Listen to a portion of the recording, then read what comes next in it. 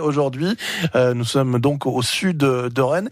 Il va nous faire vivre durant toute cette matinée jusqu'à 11h. Eh bien, la troisième braderie pêche. Est-ce que vous avez, mon ami Félix, mis les cuissardes ce matin ? Eh bien, écoutez, bonjour Yann, bonjour à tous. Non, pas encore, mais ça va certainement venir. Je suis effectivement à Poligné, au sud de Rennes, sur l'axe Rennes. Alors là, effectivement, on vous a 1 seconde sur 2, ce qui n'est pas très compréhensible. On va bien évidemment essayer de consolider bien évidemment la liaison pour que vous puissiez nous parler de cette grande fête qui est organisée justement à la salle des fêtes, la troisième braderie pêche. Est-ce que vous êtes avec nous, Félix ? Eh bien, écoutez, oui, je suis là, Yann. Absolument, je suis là.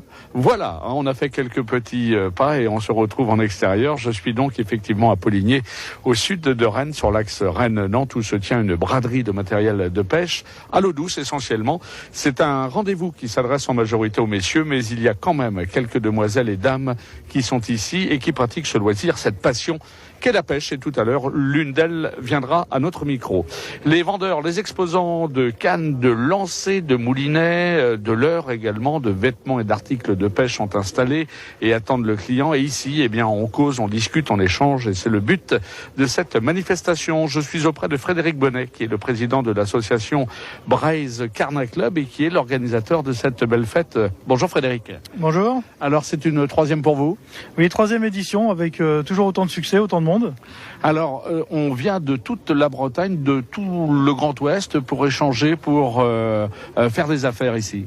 Oui, effectivement, on peut voir clairement que cette braderie a un aspect régional, puisqu'on a des gens quand même qui viennent de Quimper exclusivement à Poligné pour la journée. Donc Quimper, du 22 aussi, beaucoup de gens des Côtes d'Armor. Et on peut saluer vraiment tous ces exposants qui viennent à notre rendez-vous.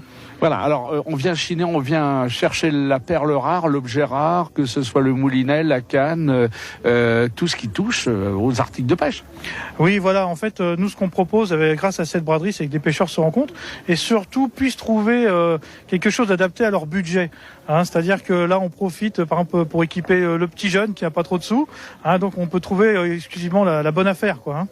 On voit également des collectionneurs, des spécialistes de cannes qui sont des objets d'art, des cannes en bambou.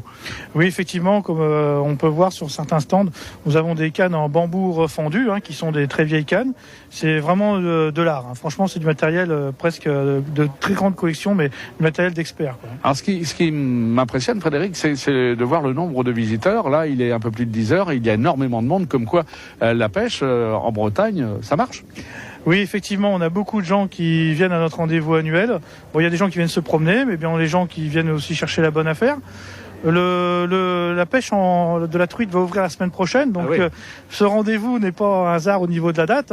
Les gens viennent aussi préparer leur ouverture de la truite, la sacro-sainte fête des pêcheurs. Alors vous disiez, Frédéric, que d'être pêcheur, c'est tout un art. On se mélange, on se mêle à la nature, on pêche avec la mouche qu'il faut à une certaine époque. La couleur du leurre est également très pensée. C'est un art.